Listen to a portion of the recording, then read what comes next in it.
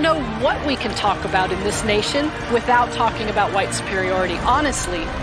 Who defines the meaning of God also defines the relationship between economy and God. African Americans spent $1.3 trillion last year, making us the 16th wealthiest nation in the world. Why have we not turned those riches into wealth to develop our community?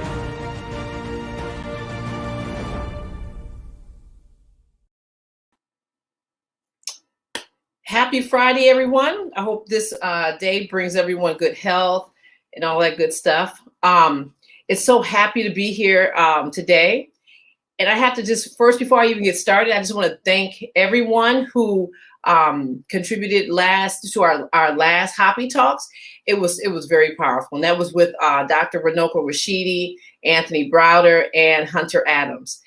We are, and just a little side note, we had ran a contest and we had a bunch of people, try to get these tickets, and we gave away 20 tickets. We actually gave away 10, but then Anthony Browder was feeling so good. He was like, I'm gonna get 10 more too.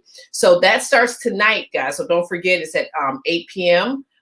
Eastern Standard Time. You can head on over to Runoko's Zoom and check his webinar. It's gonna be fabulous. So it's so happy to just be here, and with everything that's going on in the world, is I hope that everyone is safe. Before we get started with our guest tonight, who coincidentally was in HAPI, let you guys know a couple of things. One, it's not too late. We don't have a screening plan for right now, but it's not too late to just, if you want to see the movie tonight, you can go to our website, hapifilm.com, and you can get a digital download, you can order a DVD, you can get some cool merchandise.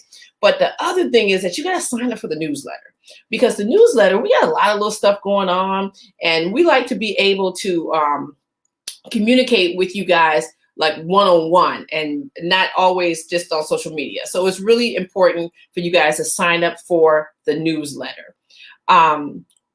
You can, when you click on, you'll see a little button. It says get connected, and you can get connected right there, which is cool. Just put your email address in, and I promise you, I am not going to send you guys 1,000 emails. But our newsletter is really important, because we have not only because we got some new things going on with the newsletter. So we have a health piece that Abut Shashat from Shrine of Mayat. She always does this really nice health piece. We always talk about a financial innovator, someone from the past who's laid the foundation for us right now.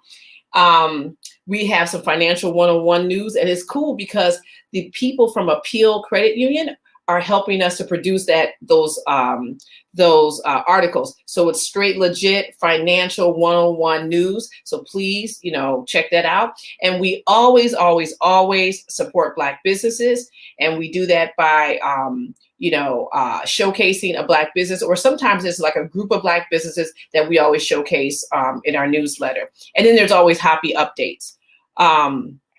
So it's really important for you guys to sign up for that. Before we get started, I just want to just give some quick shout outs in the chat.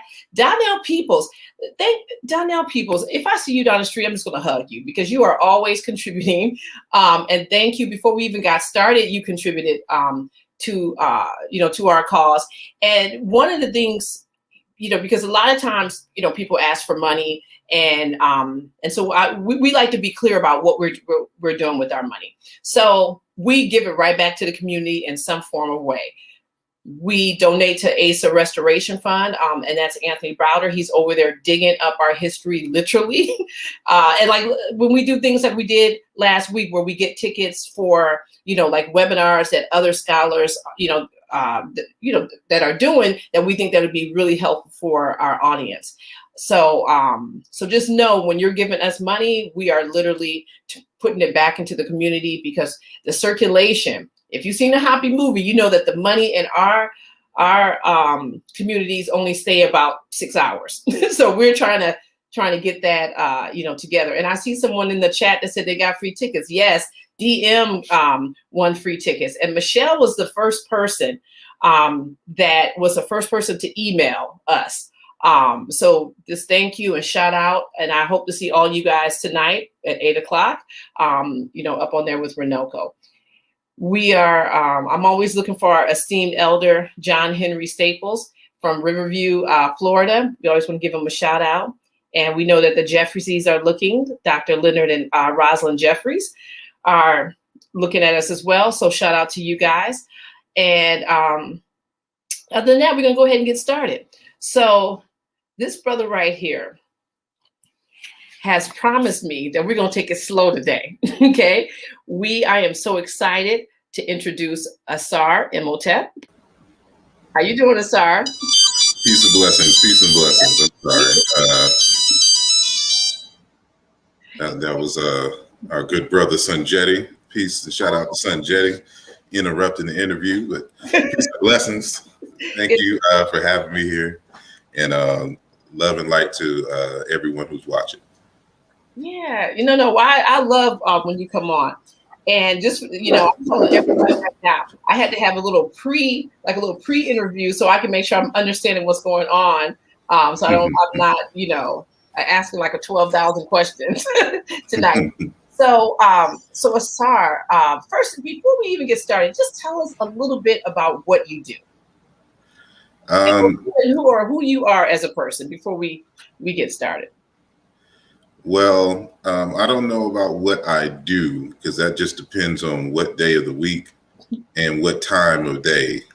Depends on what my occupation is. But what the community may know me for, I would say that I define myself as an ancestral memory recovery specialist.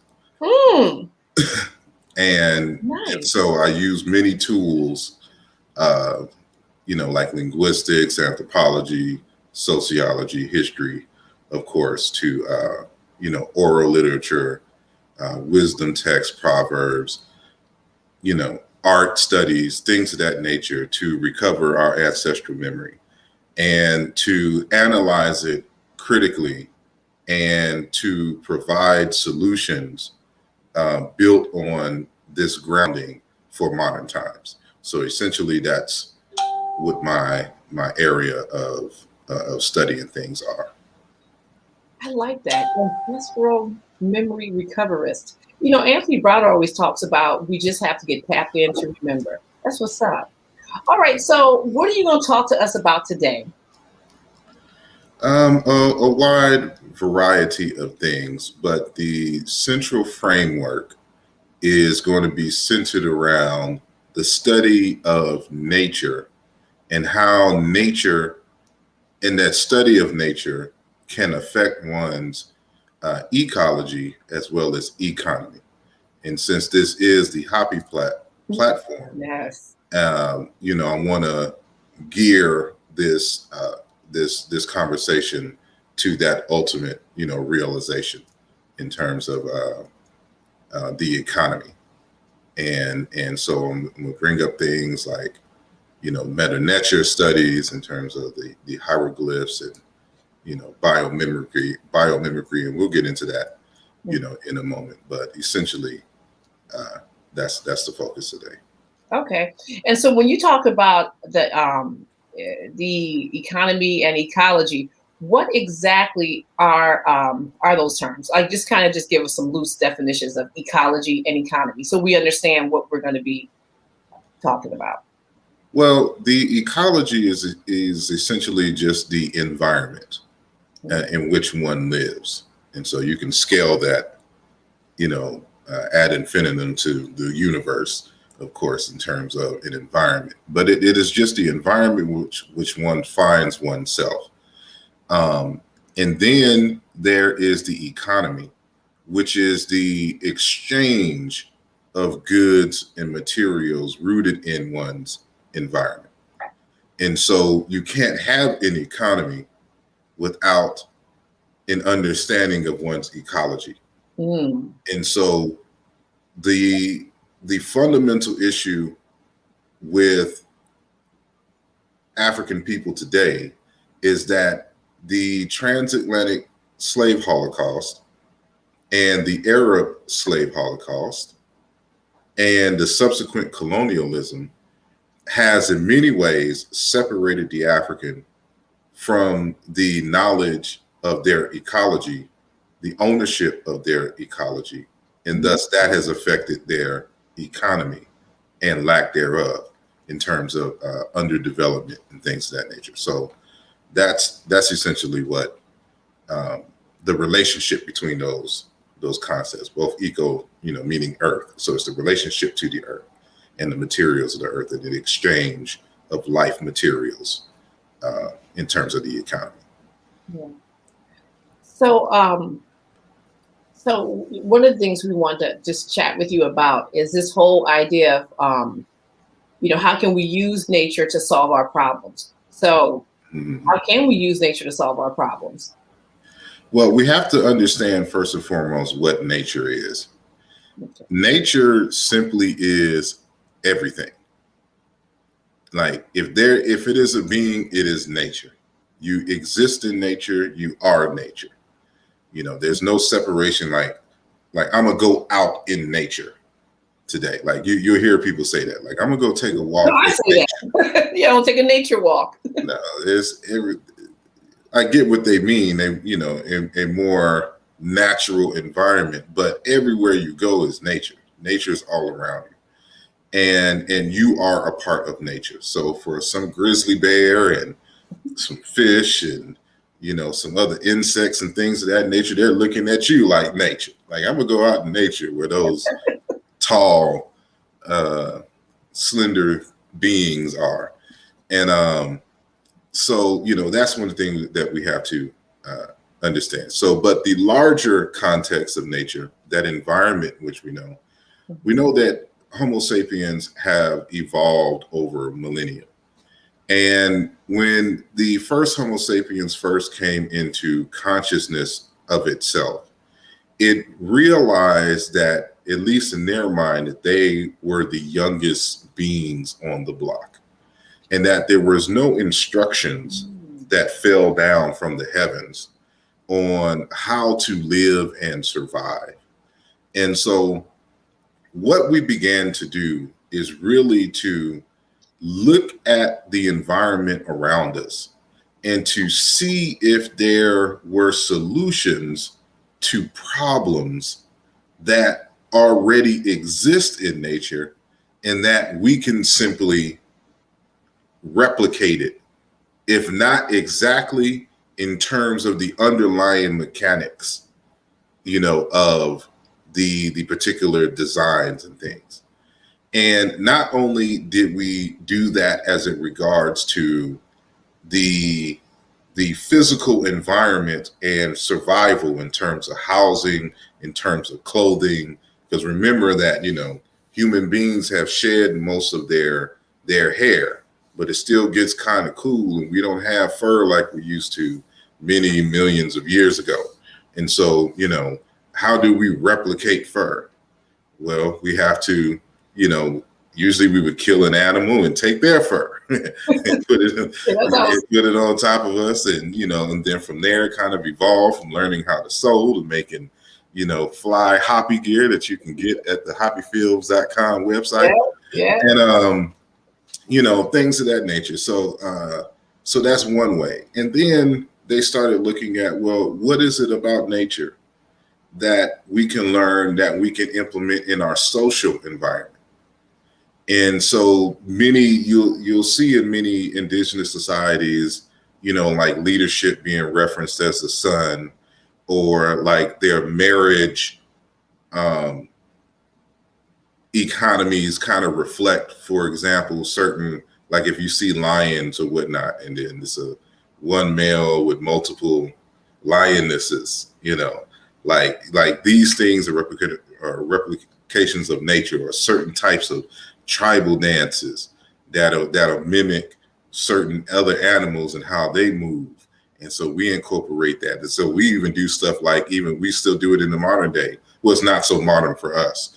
But back in the day when you start talking about the funky chicken, and all of this, you just, even, doing the robot, you're just imitating stuff that's out there and incorporating it Yeah. socially. And so, that is done. How does the cosmos move? Should our society replicate that, for example? And we got to also understand that the human being, as I mentioned before, is nature. And so, like Dogon villages and ancient Egyptian society was mirrored after the human body. So the beginning of the village is the head. The end of the village is the feet. East and west are the arms. And then in the center, you would find like, altars where the womb and all this other kind of stuff is.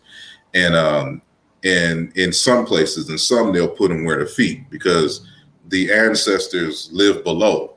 And that's where, you walk on the realm of the ancestors. So, the altars are sometimes at the feet. So it's just stuff like this. It's just that they're looking at in many different ways, because as we say, there's nothing new under the sun. And so we all, for the most part, adhere to this higher concept of a divinity that created all that it exists. And how else but to be more like it than imitating its creation and its function. So it all is part of a divine cultural plan. And so I hope I've answered your question. So what is that study of nature called? In general, it's just called science. But in relationship to the particular type of science that we're talking about today, in its modern form, it's called biomimicry. Okay. And in the ancient times, I don't know if they had a particular name for it, but the closest that comes to mind for me is the Metu Neter. And I've developed an educational system and program, which I'm still testing, that teaches the Metu Neter in relationship to biomimicry. And we'll get into that, a little later as well. And so, but it is just as it sounds, biology, bios, earth, mimicry. You mimic the earth, you mimic the environment. And, but the objective is sustainability. So it's not just we create because we can, just because we learn how to split atoms doesn't mean that we should just go around splitting atoms all willy-nilly, in the environment, because it can have a large impact on the life that we're trying to maintain here on Earth. And so the times have called for a more robust, a more rigorous way of building in a way that it has little environmental impact, so that life all around us can continue to flourish. Okay. You're saying that was the ideal. That's not exactly what's happening now. It's the ideal, the biomimicry is emerging as a concept and consciousness, as businesses are realizing the impact that their products and things have. So you may have a plastic container, a one-use container that'll take, 1 million years to biodegrade. Like, how useful is that? And then a lot of this stuff ends up in the oceans, and you have sections of the oceans that are filled with trash on the surface about the size of small states. So when you're talking about the wildlife that exists in the oceans, and they're coming up trying to eat this stuff. And then we're going out and trying to fish for that, and we're eating this stuff. So we're, we're toxic. We're toxifying the very environment that produces our food. And so, and I hope, this isn't too crass for your audience, but it's just like if you urinated, on your dishes before cooking and then ate the food. Right. Is bad in terms of thought, but that's exactly what is happening. You're taking your waste and throwing it in areas where you're collecting your food. And so, it kills off the environment. And of course, if the fish can't reproduce themselves, if the plants can't reproduce themselves, then how are we ultimately going to reproduce ourselves? Yeah. Because we don't have, we're starving or dying of these unique diseases that are emerging as a result of not keeping our earth tidy like we would want our home. Yes. Okay, so so are like these companies and some like big business, so it seems like they're using biomimicry to actually increase their economics, but at the expense of the ecology. Well, no, it's not at the expense. They're realizing that the traditional ways in which they have been doing business has been harming the environment in significant ways. So now they're seeing that it is not sustainable to continue to design and do things that way, because ultimately they're killing their own business, because you're killing your own clients, you're killing the environment, so it becomes unusable. So, with corporations, ultimately, it's the bottom line. That's at heart. But realizing that, global warming, that detoxification of the environment infects their bottom line, now they're looking for these types of solutions, and biomimicry has helped them in those ways. And even if it's not simply, for example, sustainable in the sense that, like with biodegradable materials, just in terms of design of things, looking at nature may help them in that way. Just the shape of a vehicle or something like that. So it goes beyond simply just sustainability in the environment, but in very different facets of life, in facets of the design and materials processes. Oh, okay. So sorry, can you give us some examples of biomimicry, like a example of how someone would use something in nature for something that we use right now, or yeah.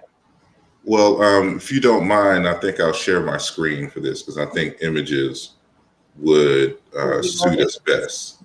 We love images. While you're getting that up, and I want to, I just want to thank Dwayne Johnson for your contribution. Thank you so much. We appreciate your dollars. Thank you, thank you, thank you. Okay. And let me know if you can see the full screen, because I won't be able to see you. Okay, yeah, I see the full screen. I can. It doesn't have to be full screen on your screen. I just have it because it's a PowerPoint. So okay. When it does it, it's full screen on my end. Okay. Oh, wow, you got the little happy film on there. All right. Okay, I see you, Asar. That's what's up. You did some homework. That is what's up. All right, go ahead. So I normally have this as part of a lecture that I do, reclaiming the African American environmental heritage and the role of science in African liberation. I'll have to do that one day as a full lecture, but we won't go through all these slides, of course. But I start off with, as part of my other many different hats I wear, I'm a cognitive sciences who's more specifically specializes in computer science. And this is how these different sciences and fields of study interlink to be grouped under the cognitive sciences. And so psychology, philosophy, linguistics, anthropology, neuroscience, and computer science / artificial intelligence. Anyway, so this is the lady who coined the term biomimicry, Janin Benyos. Mm-hmm. And as I've stated before, bios meaning life, and mimes or mimesis meaning to imitate. So you imitate life, imitate the earth, the biosphere, all that other good stuff. And this is a more technical definition. So I want to kind of start off with this. And so biomimicry is a new discipline that studies nature's best ideas and then imitates these designs and processes to solve human problems sustainably. This strategy relies on first learning the mechanistic principles used by a living system to achieve a particular function. One then attempts to adapt that principle to achieve similar function in a synthetic material. In order to do this, one has to look at nature differently as a model, measure, and mentor. And I'll be saying that throughout our discussion. And so biomimicry uses an ecological standard to judge the sustainability of human innovations. Therefore, measure. So we measure what we create by the environmental standards. So nature being the measure, the bar in which we test our ideas.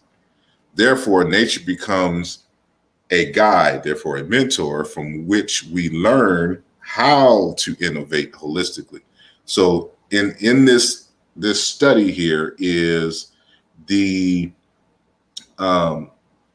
notion of evolution and adaptation, and so that comes standard with biomimicry. So you have to understand evolution. So you can't be one of these individuals talking about evolution doesn't happen and that everything just appeared here the way that it does. That's not what the science informs us. And so when we're talking about these designs, we say design in terms of nature, but that's not exactly what they mean. They mean the adaptations of organisms that created, through these various mutations and pressures from the environment, mechanisms in which to survive and thrive in those environments. So the question, they always had that, what would Jesus do? For a biomimetic person, you would ask the question, well, what would nature do? Okay. So you have a problem, you're trying to figure out something. And then, so this is the question you would ask, what would nature do? What would nature do in this situation? And so now getting to your question in terms of an example. So now, currently right now I am in Texas, although I live in Philly. And for those who may have been paying attention to the news on last week, that we had a winter storm and the whole state shut down. Right? Yeah. And this is mainly because Texas, on average, does not see such type of weather. So what is, a light day in New York and Philly, in terms of snow, again, the whole state shut down, and it is really like some guys from Oklahoma threw like 5 ice cubes in a slushie at Texas, and all the roads were closed and everything. But also in that, the electricity, because Texas is not on the main 2 grids of the United States for political reasons, they separated from the federal regulations in terms of the production of electricity and the whole grid system to try to save money.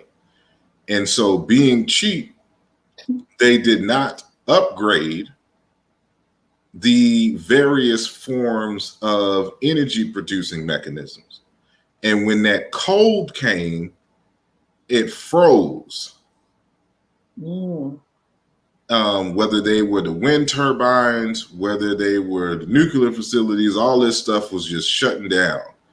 And so you heard about a lot of blackouts and them doing rolling blackouts throughout the state to try to, not have the whole system shut down because of their unpreparedness.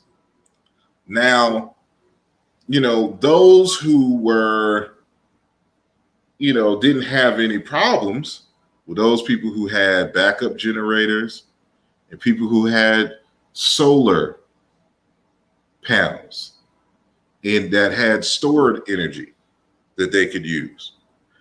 And so with solar energy or solar panels, the current designs are done in a way that it doesn't maximize the absorption of energy coming from the sun, because you got to think about the sun like rain.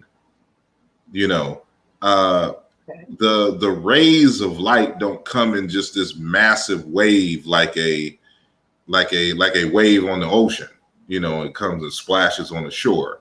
It comes in droplets and rays, just hitting the earth. So by the time it hits the earth, it kind of spreads out, and so it's like trying to put a bucket of water out in the rain and catching the rain, that way.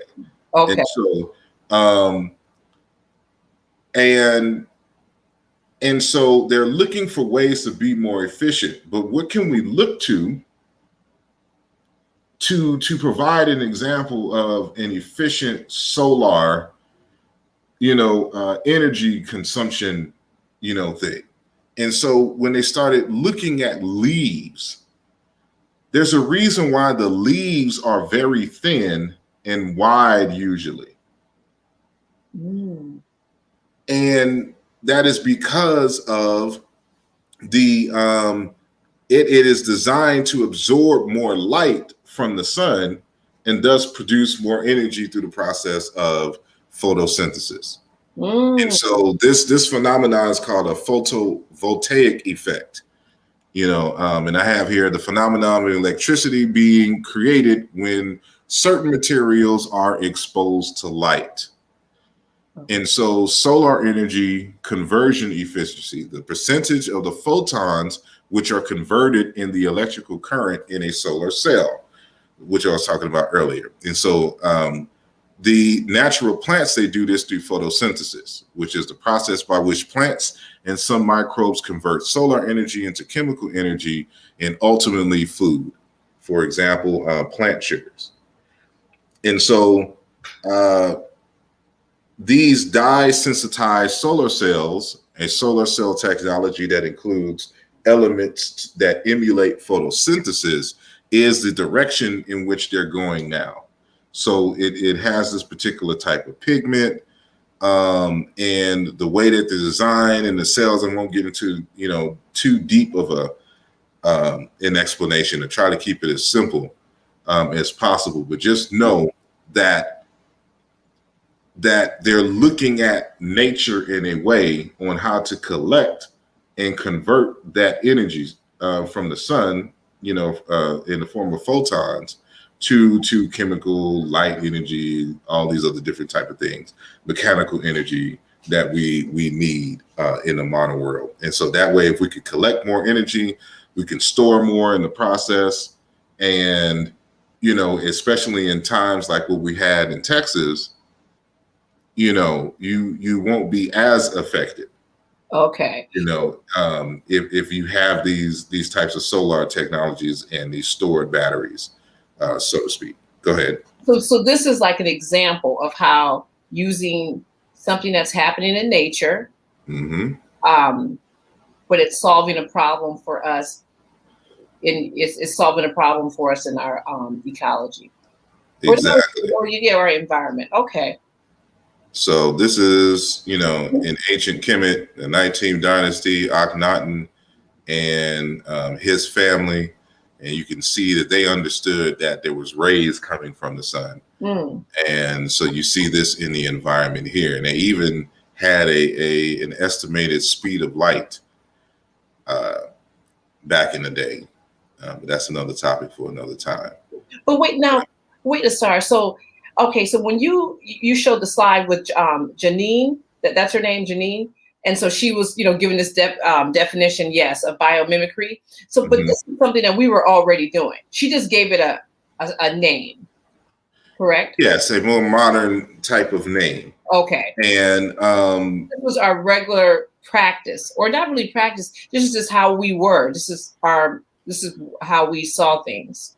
Yes, and so in many different places, not everybody utilized it the same. So just as I mentioned earlier in our conversation, some people look at nature and look for social ways to integrate what they see in nature. Okay. So you'll find, in some indigenous societies that it is more of a social relationship that or an inspiration, and even in probably the artwork that you'll see it dominated. But in societies like in ancient Kemet, where it was very science driven as well as spiritual and religious, you'll see it in actual architecture and design and agriculture and these different ways. So it manifested itself in different ways in different, African cultures. Okay. And so, so I just wanted to show that, and I won't read all of this, but I'll just say it. And so there, I wish I had a photo of the original train. So another way in which the biomimicry concept was used is with the bullet trains. And so if you know about the early design of bullet trains, and we don't have them too much here in the United States. Why? Because an airplane and bus lobbyist who battled against having high-speed trains because it would, at least in their mind, kill their industry. So that's why you see high speed mainly in places like Europe and in Japan and China. Okay. So this happened here in Japan. So the early designs of the bullet trains had this kind of beluga whale shape in the front. And as a result of that design, when it would go through tunnels, it would build up all this pressure. And then when it went through the tunnel at the end, you would hear this loud thunderclap. Oh. Now, out in outer space or in the middle of the desert somewhere, that wouldn't be too big of an issue. But of course, these trains go through residential neighborhoods. Yeah. So, you trying to get a good night's sleep, and then every so often you got to hear this loud kaboom, guess who stepped in the room type sound because of these bullet trains.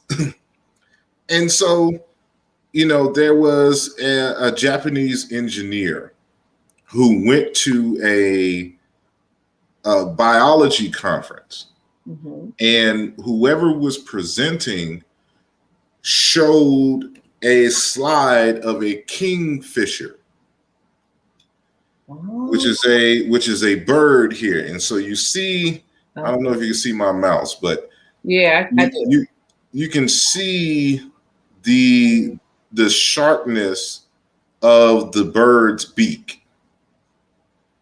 Oh. And this adaptation to its environment over time has allowed it to when it dives in the water, you see how clean it's diving in the center here. There's no splash. Now, I'm pretty sure when this bulk dips into the water, you'll see splash. But for this initial descension into the water, you see no splash. And so when he saw this, he went back to the drawing board and designed what you see here on the right-hand side. Okay. So now there's no pressure building up because of that big beluga whale design from the beginning, almost like buses. And yes, I think I have a picture, maybe. Yes. And so not only did it save on fuel, it went 15 to 20% faster as a result of this design. And of course, it got rid of the sonic boom. Oh, okay, that's ingenious. So, this concept of biomimicry is especially for those creatives and those scientists and those engineers and those, people who produce things. And so, hold on. Van Jones. Yeah, I know he going through some things, but in this one talk, he's messing up our vibe here. I don't even know. Yeah, that's right. You can't hear the audio when it plays. But one of the things that he was talking about, so this, for those who want to watch it, I would encourage you to look up Van Jones on YouTube. And he's remember when Tavis Smiley used to have those State of the Black Union forums that he would have every year? Yes. Which would be with an array of different panelists. So he was a panelist one year. And he was talking about how our ancestors, great, great, great, great grandmother and them, would talk about that this rock was sacred, that this river was sacred, that these trees were sacred, etc. That they weren't just talking randoms, or just ancient cultural spirituality, so to speak, but in high ecological science. And that 400 years later, the colonizers' children have to come to us and talk about how wacky the weather is, because they did not respect and did not understand the sacredness of the environment. And in a nutshell, that's exactly what he was saying. But since the audio doesn't play, I won't put that up there.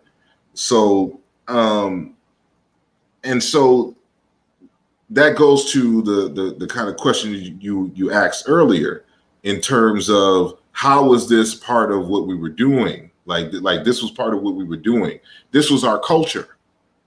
And so for us, it's not simply looking at the environment for commercial use. It's our entire being, because we exist in nature, we exist as nature, and we have to do it in a way that adds life to life. And that includes our relationship. Like Maulana Karenga has explained it very well in his text, Ma'at, that came out, I think, in 2004. Yeah, it's like 1,000 pages, right? It's like 1,000-page book. I don't know if it's 1,000 pages in the book. I know his dissertation form, because that was, Dr. Maulana Karenga has 2 PhDs, and his second PhD was on Ma'at, which became the book Ma'at that you can commercially get. That was like his PhD dissertation was 1,000 pages. Okay. So he talks about, in the context of ancient Kemet, how we had to show ourselves worthy in 3 contexts: worthy before God, worthy before our fellow man, and worthy before nature. Before nature. Exactly. So, our worthiness, as articulated in the ancient Egyptian texts, dealt with how our relationship was between those three things, between God, our fellow man and community, and the environment itself. And so that just shows you the environmental consciousness. So it's from there that the study of Metu Neter becomes important. So now I've created a company called Madu and Della. So every time you see me start off a lecture, you'll see Madu and Della at the top. That is the company name, but Madu and Delhi is the methodology. And so this is a Chiluba Bantu way of saying what we said in ancient times via Metu Neter, right? And so Metu Neter is God's words, and it applies to the pictorial writing of ancient Egypt, so the so-called hieroglyphs. And the initial writing was developed and inspired by, and which borrowed from, images of nature. The very phonemes and ideograms that were representations of the natural environment.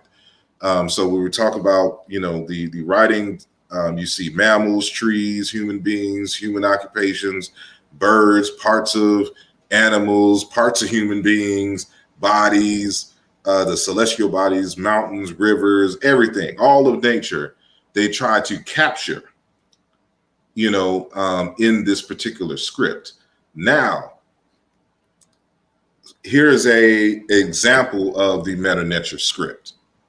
Yeah. So, you can see here the owl, this is an eye, of course. It could be a human eye, it could be an animal eye, it's just an eye. So this is Irit, M-Irit.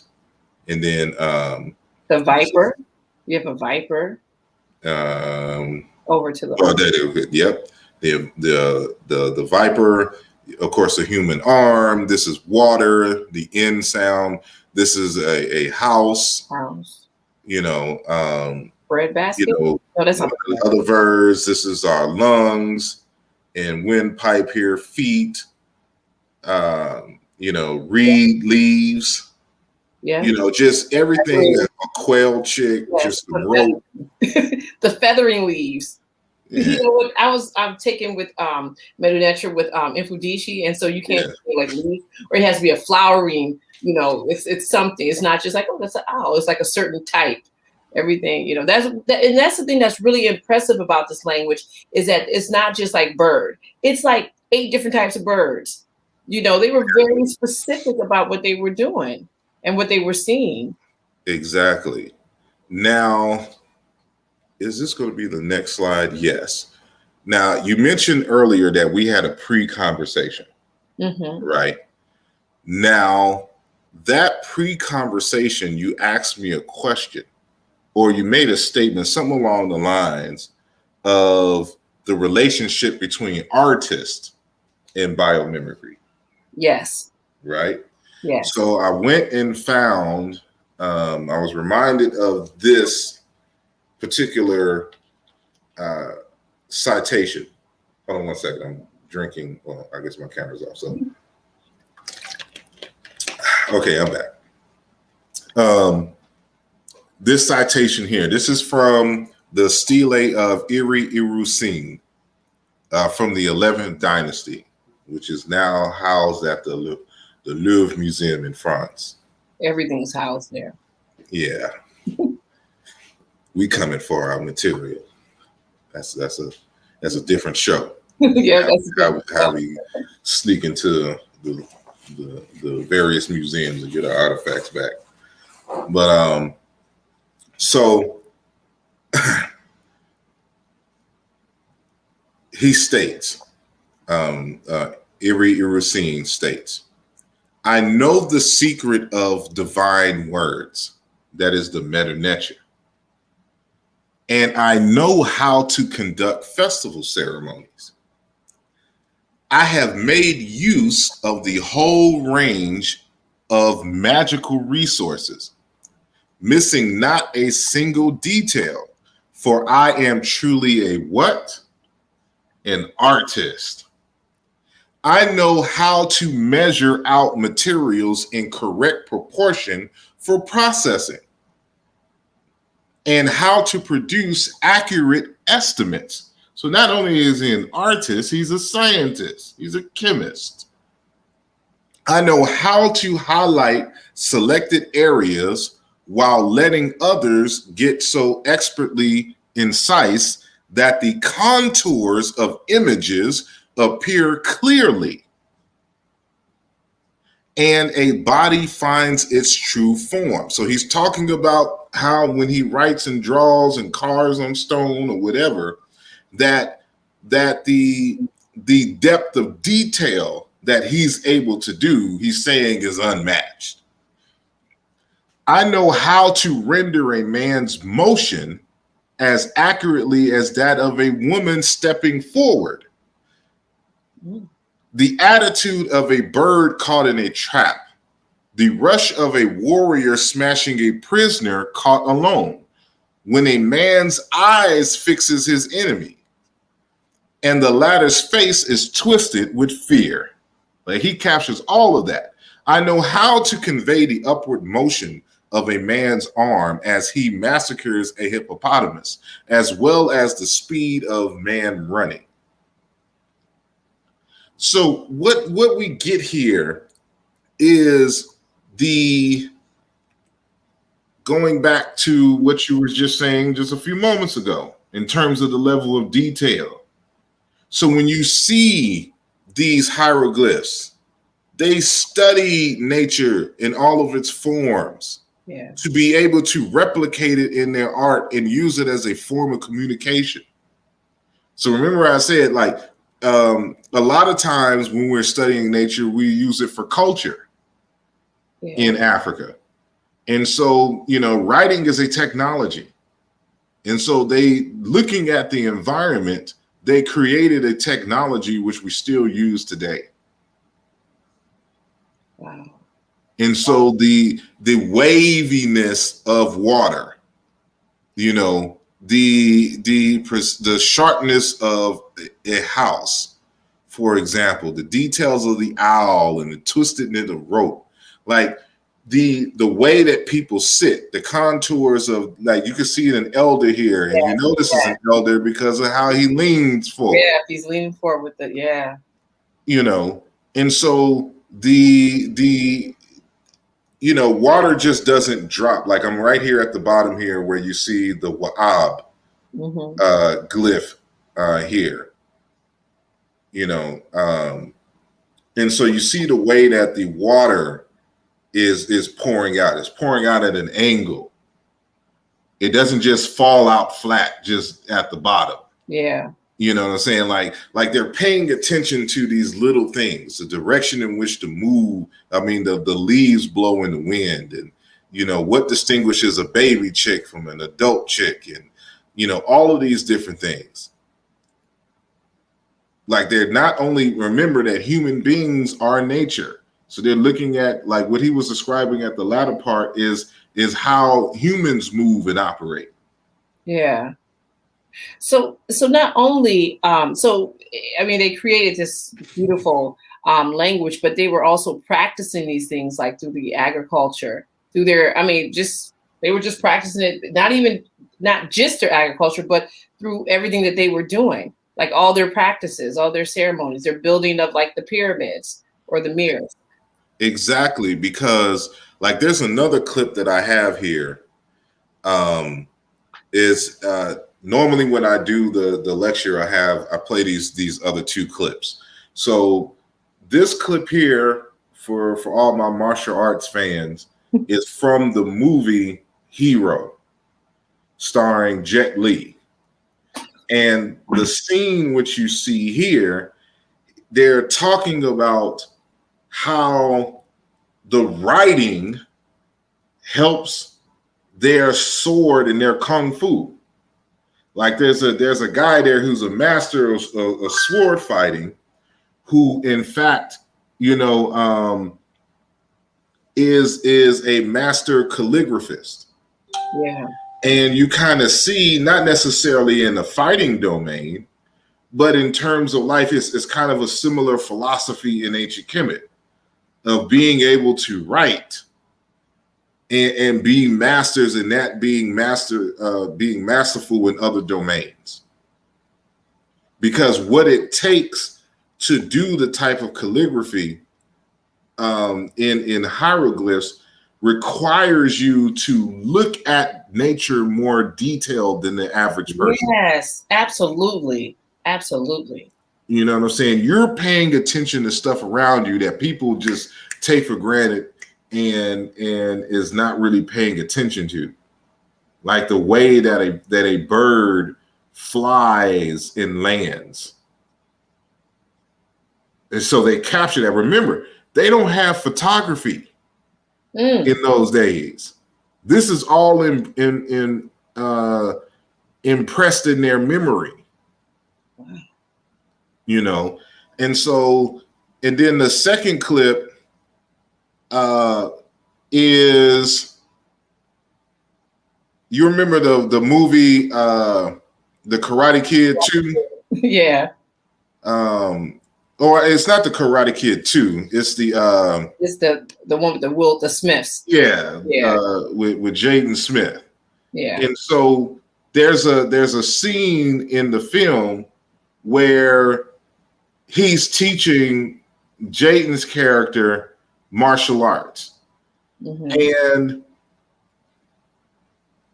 let me hold on, because I can hear it. I know y'all can't hear it. He's teaching him martial arts, and when he's first starting his training, he has Jaden Smith's character putting on a jacket. You see this? I'll just play it. Put on the jacket, take off the jacket. Take off the jacket. Now he's not seeing how all of this putting on the jacket is supposed to be the modern, if for those of us who've seen the original film, wax on, wax off. Wax off. Because he's like, what does this have to do with Kung Fu? I came to learn Kung Fu. Yeah. And then ultimately the lesson is, the master teacher here teaches Jaden here is that everything is Kung Fu. Yes. Yes. Which you the little everyday things that you're doing can be used in defense of yourself. Absolutely. And so it's with this idea, this fundamental principle is essentially the same as Metu Neter. Everything is Metu Neter. Everything is Kung Fu. Yes. Yes. Yes. And so this is the mentality that we have to have when we're studying. We're not studying Metu Neter simply because it is a dope writing script. Is because we're using Metu Neter as a martial art. It is Kung Fu.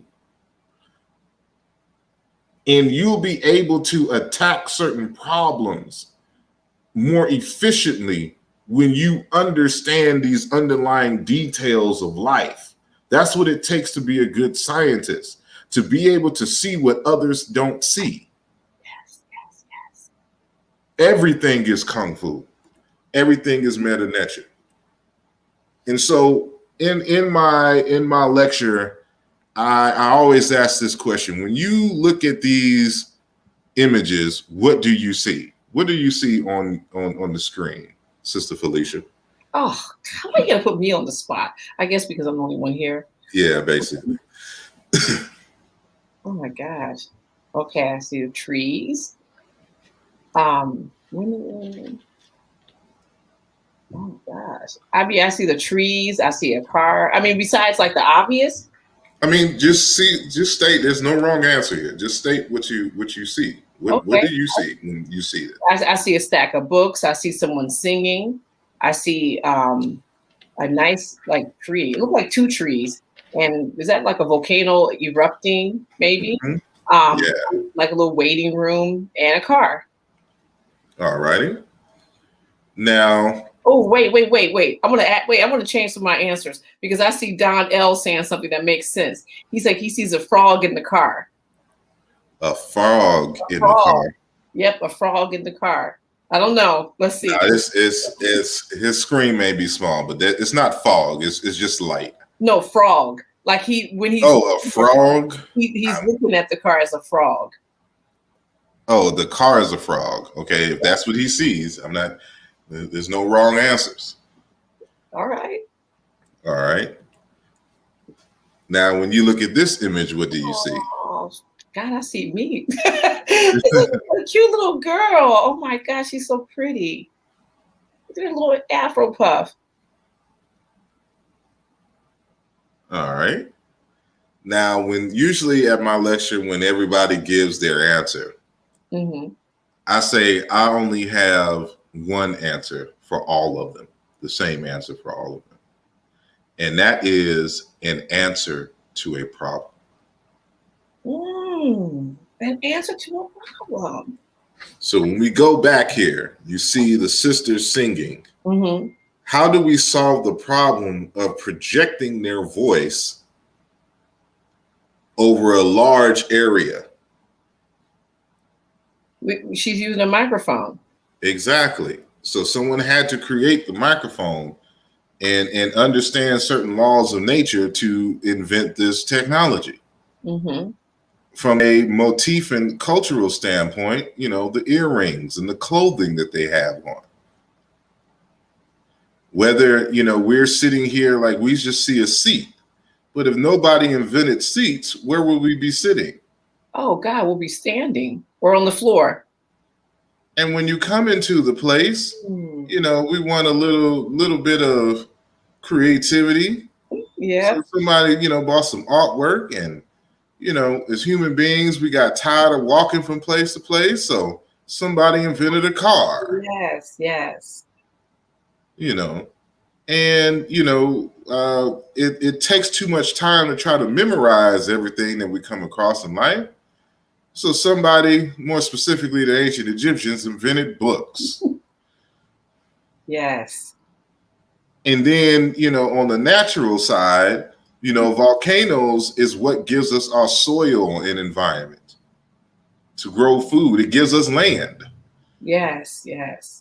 You know what I'm saying? Like, and an environment for other living beings and things to emerge and stuff. Then, of course, we dealt with the solar issue here, and it turns this into sugars and foods which we can eat in terms of other types of plants. I don't know if we can eat this tree, but this serves so many purposes. It solves the problem of shade and housing for certain environments. Well, when we cut it, we can turn it into housing and or furniture or whatever it is, and mulch can be for fertilizers. And so the whole point of this is to stop looking at these things as just ordinary everyday devices, but as solutions to problems. Now, they may not be the ultimate solution or the most efficient solution. So you can improve on these designs and processes. And so what I'm trying to get us to understand is to start putting yourself in the mind of a scientist, of a person or of a business owner. Because if you are a business owner, your objective is to solve the community's problem. I'm hungry. I don't feel like cooking. Who's going to solve my problem? I have a taste for Mexican food. Yes. So I'm going to start a restaurant and cook Mexican food for you. So when you have that problem of hunger, I can solve it with some good Mexican food. And if you don't have a car, I can solve that problem with Uber Eats. Exactly. Delivery system. Okay, I see what. Okay. You get what I'm saying? So now when we go she's so cute. to the young sister here, This is a problem solver. Yes. Yes. And so you have to cultivate this mentality in the youth so that they not only see themselves as valuable and beautiful and things of this nature, but they also see themselves as problem solvers, because it's going to be the problem solvers who move our economy forward, who help to move our people forward. And so that's what we need. We need problem solvers. So we have to find people who recognize problems, and not just complain about them. Yeah, somebody, I can't remember who it was that came onto the show, but they were saying that a lot of times we ask our kids, like, oh, what do you want to do when you grow up? What do you want to be when you grow up? They said a better question to ask is actually, what problem do you want to solve? Exactly. And I was like, I like that. Oh, George, he solved lots of problems. Yes. Yeah. I wanted to show that even in amongst African American culture, that the concept of Metu Neter or Metu Neter or biomimicry is part of our tradition. It's what we brought here to the United States. And I can't think of any better example than George Washington Carver. Yeah. Who was a scientist, botanist, and educator and inventor. And what's key about him is what he says here. So this is based on an interview. This is from an article that was written, and some of his notes and things that were cited in the article. So we're talking about the genius of George Washington Carver. So it says here, Carver's mysticism sprang from his conviction that nature held the answers to all of life's questions, and that the only requirement for obtaining these answers was a receptive ear. Carver said, "I love to think of nature as unlimited broadcasting stations through which God speaks to us every day, every hour, and every moment of our lives." What does that sound like? Metu Neter, God's words. God's words. Wow. The environment is God's words. He's a Christian, but he's still close enough to that African coreness at the time where these ideas were still kind of a stronghold in the South. So where was I at? You know what? He was still tapped in to being one with nature, even though this was after the Mayafa. You know what I'm saying? Like, there was a disconnect between who we started off being and then, with the Mayafa, and then where we are now. But still, it's the same mindset. You know what I'm saying? Like, no one told him this. This is his culture. This is who he is. So when Van Jones in the clip that we couldn't see was talking about great grandmama and great great grandmama and them, when they were talking about the environment was sacred and all of this other kind of stuff, was speaking high science. He comes from that generation. Yeah, absolutely. Of folks. And so I'll continue. Carver's scientific discoveries originated from a rich inner life built upon a strong faith in divine powers. His spirituality came not from participation in a particular church, but from a deeply personal relationship to his God.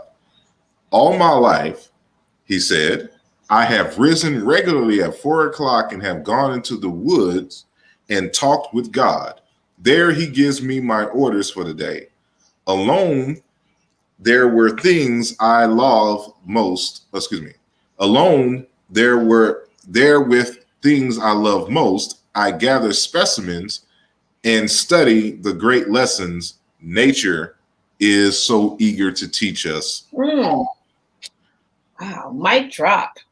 Like, that's what's up. So when I tell folks that this concept of biomimicry was already a part of African culture, and that is not something new, that's why I say I use biomimicry and Metu Neter to reclaim our heritage, this aspect of our heritage. The only reason why we haven't dominated in the sciences is because of the transatlantic slave holocaust and the Arab slave trade and the subsequent colonial epics, which underdeveloped Africa and set off a series of major events in which has stifled the development of science. And so he continues. I want y'all to get this, and understand the genius of Carver. When people are still asleep, I hear God best and learn my plan. Carver also spoke with subjects of his scientific inquiry. He was always seen to have a flower in his buttonhole, and he explained that he talked with the flowers and they revealed their secrets to him. How do I talk to a little flower? Through it, I talk to the infinite. And what is the infinite? It is the silent small force.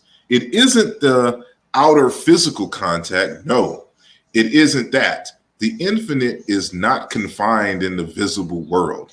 It is not in the earthquake, the wind, or the fire. It is that still small voice that calls up the fairies.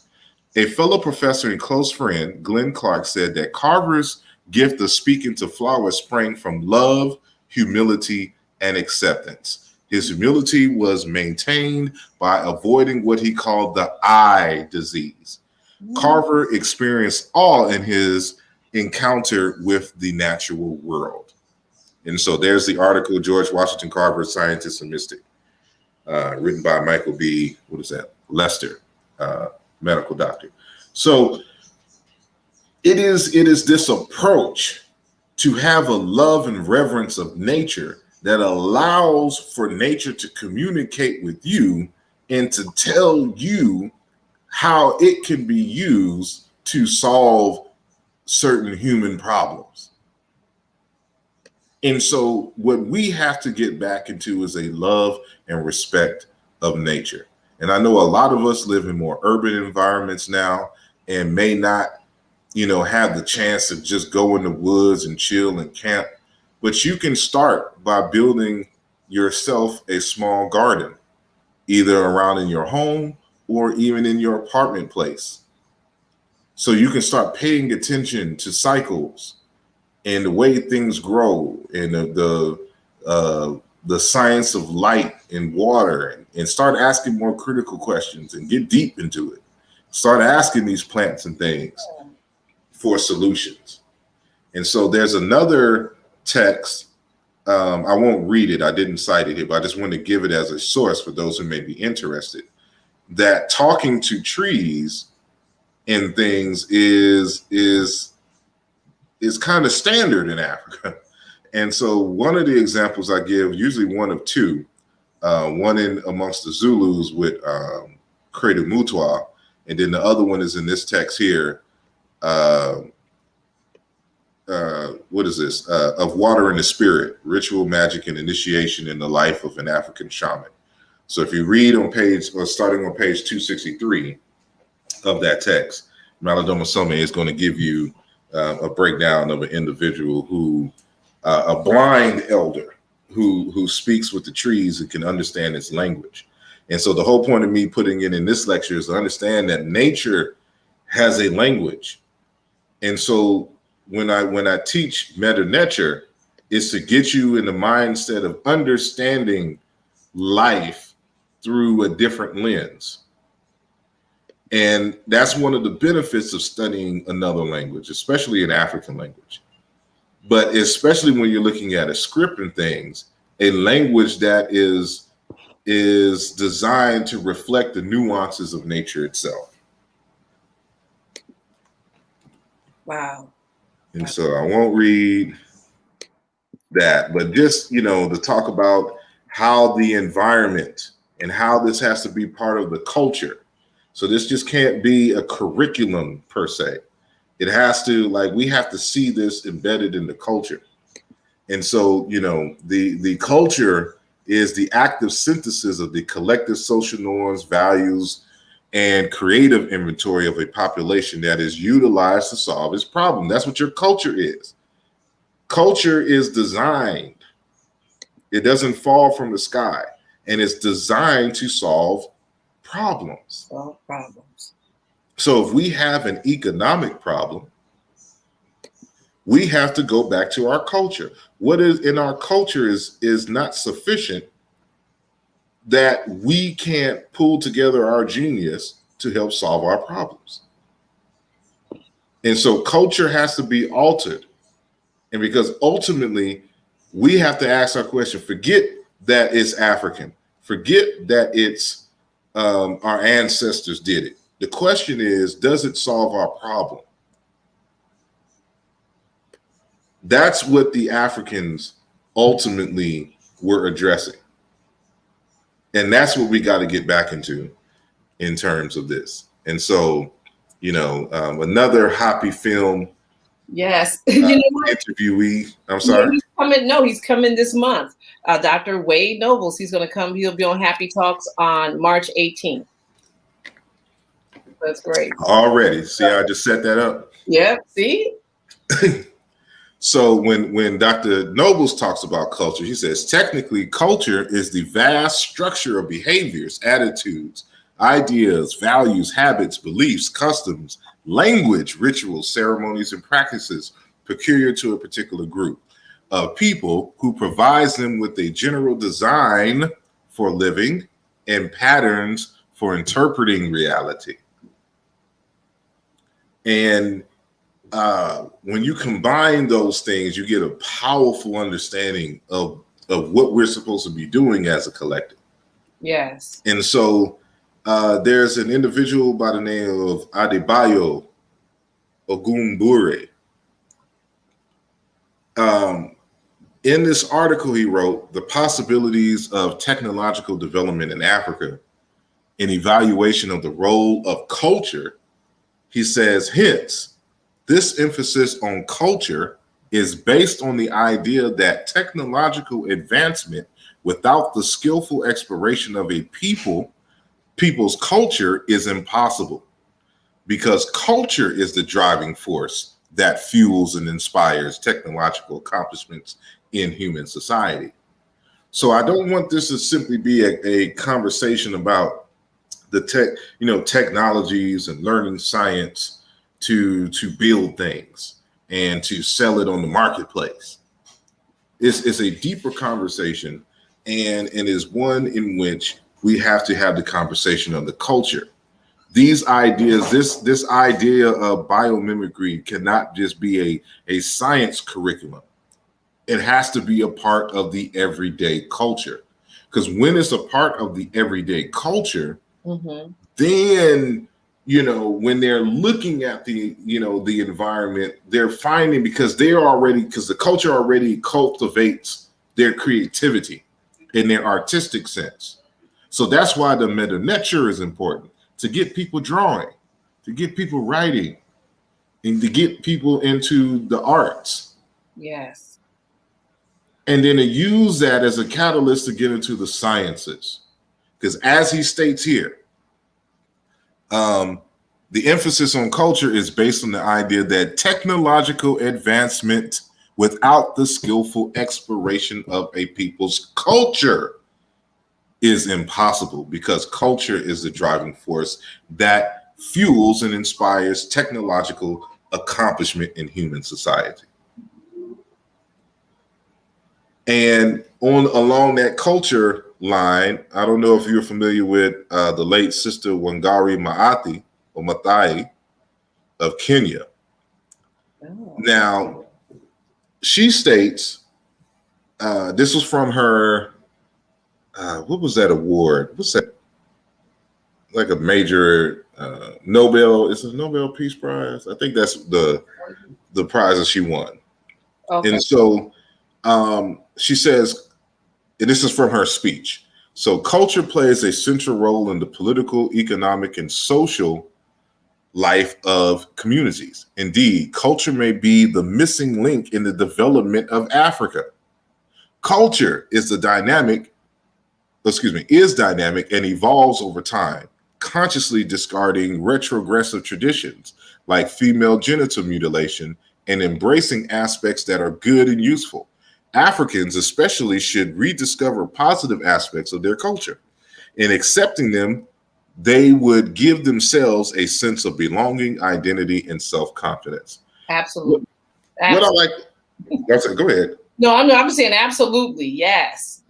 Exactly. So like what's key and critical here is what I said earlier. You know, like Dr. Amos Wilson in many of his lectures will say, culture is not sacred. Like people want to hold on to certain aspects of culture just because it's culture. But culture is designed to solve problems. If it's causing more problems than it is solving, you get rid of it. Like in this example here, for example, female genital mutilation. Who cares if it's culture? It's retrogressive. And so we got to be willing to give up some things that just ain't working and develop new things and make that part of the new culture. And in both citations in which you saw here, you notice how the culture plays a role in technological, economic development for Africa and African people. And so we have to get into that. And so what she's known for, which I didn't mention before, is that, you know, she noticed how the cutting of trees in masses to satisfy the colonial efforts had so detrimented the environment and changed it from when she grew up as a kid. And the solution was to plant more trees. So her and, you know, many women around the communities just went around, you know, fighting in the environmental fight and planting trees and restored the health of the environment because they were getting washed away by floods because people were cutting down trees. Trees soak up most of that water from rains. You notice you never see a flood in the forest? Wow. You know what? Wow. God, we're ingenious. You know, and so what does that do? What does that do to, you know, the food that you can hunt? If you are hunting food or things of this nature, it's like it changes when you cut down trees. You know, you cut down worlds that affect your environment. Yeah. And so, you know, and it's interesting that, you know, I don't know what her name means, but she has the first part of her name sounds like Ma'at. Yeah. And, you know, and the quintessential thing about Ma'at is exchange, balance, reciprocity. So if you're going to take from the environment, you have to plant, you got to put back into it. Yes. Oh, yeah. For the next generations. This is what biomimicry, this is what the sustainable idea is. Yeah. Yeah, she won the Nobel Peace Prize in 2004. Smooth Yes. Rebel. Yeah, Smooth Rebel let us know right there. So now if you pay attention to the left side of your screen, this is Ramesses III. And in the Harris Papyrus, he makes this statement: I restored the whole land with trees and vegetation. Doing exactly what Sister Maathai was doing when she was alive. The importance of planting trees and vegetation. It's not that you just cut and just leave everything waste and bare and move on to another place. You gotta give. It's just like again, when we're looking at ancient Egypt, when it talks about your value and your worthiness, you have to be worthy before God, before your community, and the environment. And that worthiness is predicated on your understanding of harmony, balance, and exchange. So we don't take from the environment strictly without giving back. And that's exactly what this is about here. I'm sorry, you about to say something? No. And so that really just kinds of, I'll just end here with this quote here. It says, the overall economic and social development of the African nations can easily and beneficially be accelerated through the adaptation, assimilation, internalization, innovation, and invention of new technologies. And I would add that more sustainable technologies.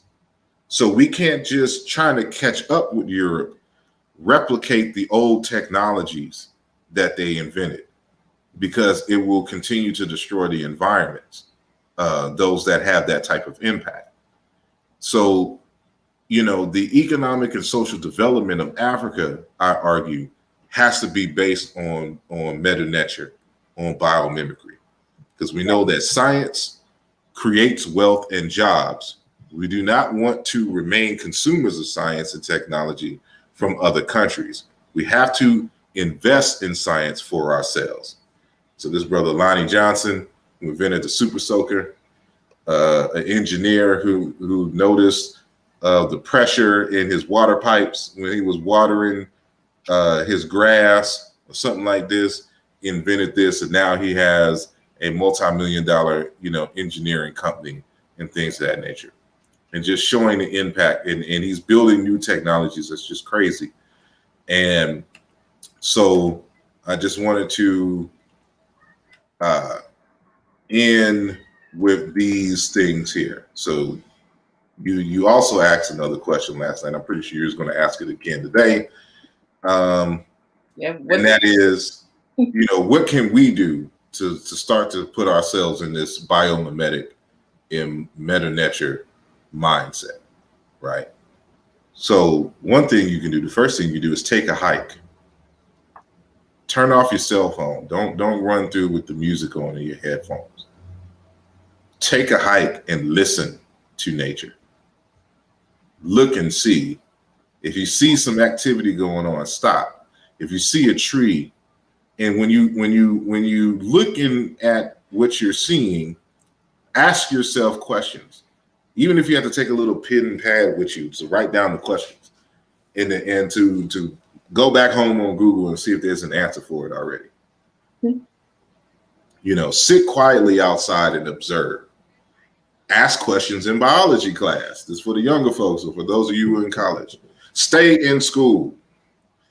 Read books about the natural world. So I know we got to read your Urugus and Blueprint for Black Power and Sheikh Anta Diop, the African origins of civilization. But sometimes you just need to pick up a good old book about nature, a biology book. Do research on your favorite creature and all its cool functions for yourself. Go to college and study biology and design.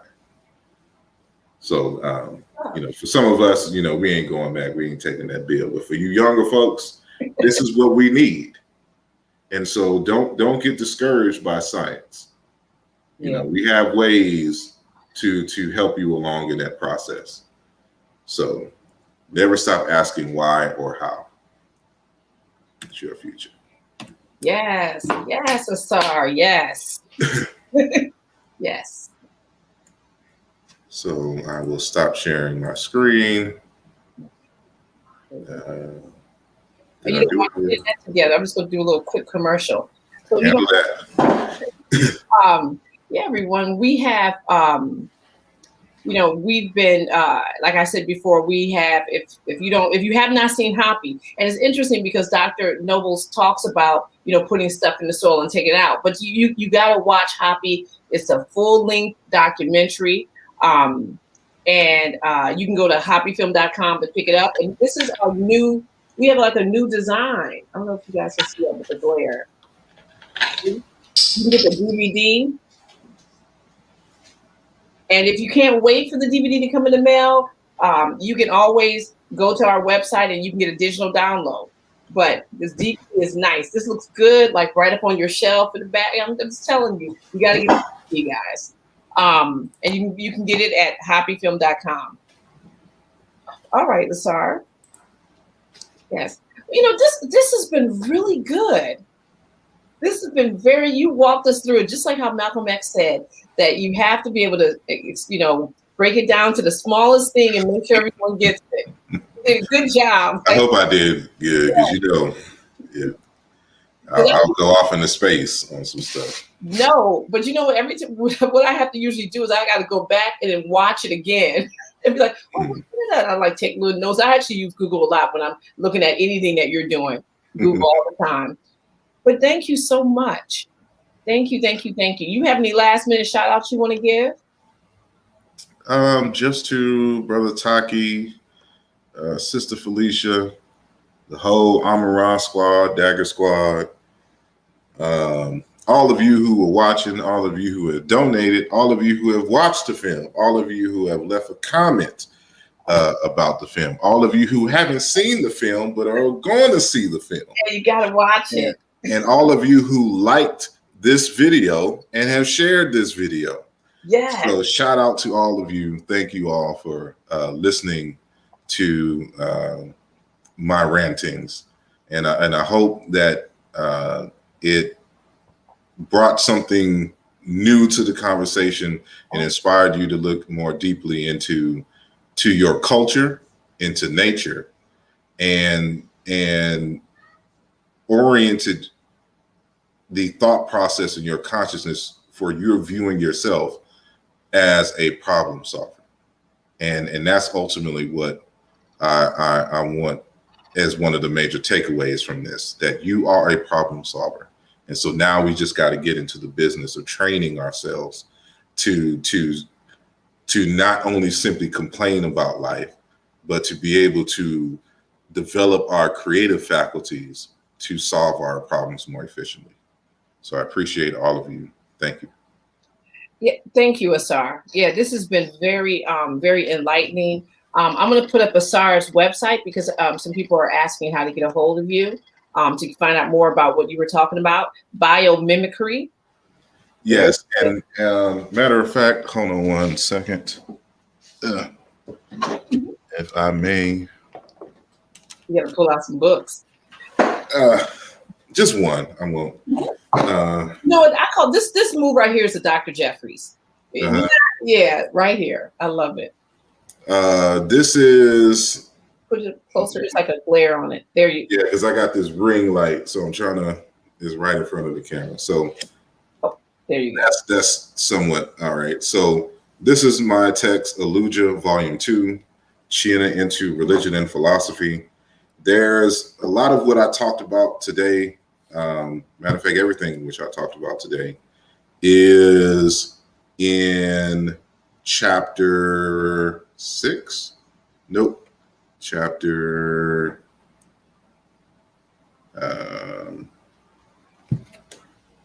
no, it should be 6. I think it's 6. Nope. That's towards entomology of Seva. I could just go to the table of contents, but that makes more sense. Because I have 2 science articles in here. So one on the African origin of the word science, and that's chapter 4. And in that I discuss, all of this, the Metu Neter,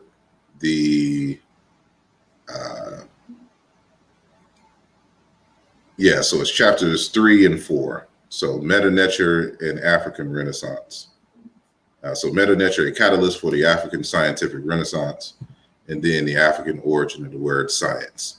That's chapter 4. So, and they can get that by your going on your website. On the website, so it's going to be cheaper on my website than if you get it from Amazon. Here it is. But yeah, so I go more in depth there, but it's still readable. So I'm not using a whole bunch of jargon, at least without explaining. And all right. So, but I appreciate this opportunity. It's always nice having you on. Always. So. All right. Well, thank you so much. Yeah, thank you so much, Asar. You can hang out in the back for a second in the green room, and then and I'll close off everything. All right, guys, that's another edition of HAPI Talks. We learned something new. Biomimicry is so important. Please go and check out Asar on his website. He has a plethora of information and books you can buy. Okay. Again, if you have not seen HAPI, you can go to hapifilm.com and you can get the DVD. Look at that brand new cover. That's fire. Let me tell you, if you have the old copy, you might have to just get the new copy. Okay, listen, one of my favorite movies is The Wiz. I have The Wiz on VHS. I have it on DVD. I have the soundtrack, both the Broadway version. I have like every version of anything anybody ever did about The Wiz. This is how, now my next thing is HAPI. So this is how HAPI should be represented in everyone's house right now. Please get the DVD copy. You can digitally download and watch it tonight. But thank you so much, and everyone. I hope that you stay safe. Until next week, peace. I don't know what we can talk about in this nation without talking about white superiority. Honestly, who defines the meaning of God also defines the relationship between economy and God. African Americans spent $1.3 trillion last year, making us the 16th wealthiest nation in the world. Why have we not turned those riches into wealth to develop our community?